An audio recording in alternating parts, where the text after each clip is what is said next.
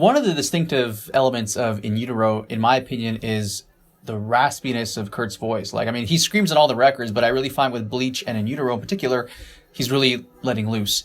With a song like Tourette's, he's basically just screaming the whole time. Did he ever blow out his voice when he was recording that record? I don't recall anything specific, although he basically sang the whole album in one go, and I think he paced it so that the less demanding songs would be early in the session, and then the harsher songs would be at the end.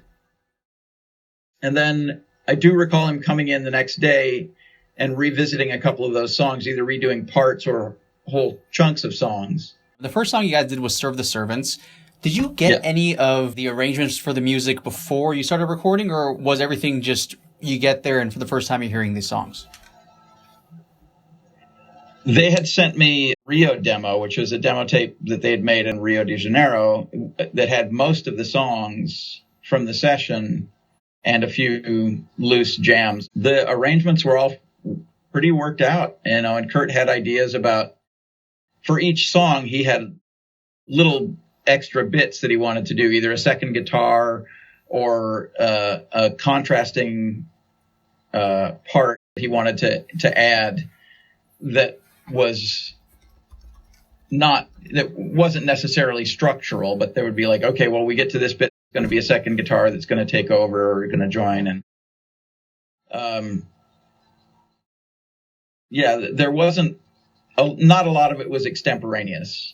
Almost all of it was, in one way or another, was worked out. Kurt had a notebook that had his lyrics and his song ideas in it. In that notebook, he also had articulated specific things about the guitar sound, like he wanted to swap amplifiers for certain songs. He used a Randall amplifier for some of it. He used, the bulk of it was this broken Fender quad reverb that he really liked. Serve the Servant specifically, I know that he used this broken quad reverb, and it was missing 3 of the 4 power tubes. So the output of the amplifier was, in technical terms, it was asymmetrical, meaning that there would be distortion on one half of the waveform and not on the other half. And that would be, an unusual thing, but it had a very harsh, distorted sound, but Kurt was actually quite fond of that harshness. And so that was a big part of that record, was him choosing a very specific voicing for each guitar. Is there anything in particular about these sessions that stick out to you? There are a couple of very specific things about Kurt's approach that were unique at the time and remain unique. He essentially sang the entire album in one sitting. Really? I think he came back the next day and did a few of the songs that, he may have redone a song or did a few of the songs that he didn't get to the first day. But essentially, we started the vocal tracking, and then we just pressed on that whole day, and he sang the whole album.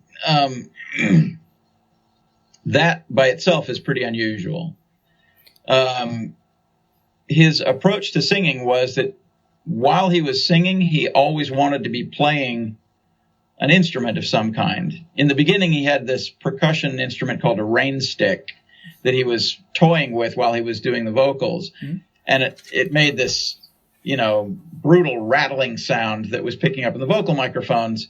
And then when he heard the first playback, he was like, "Hey, can you get rid of that rain stick?" And I was like, "Yeah, sorry, that's built in, So he ended up re-singing that song, but, and then he switched to this slightly broken acoustic guitar.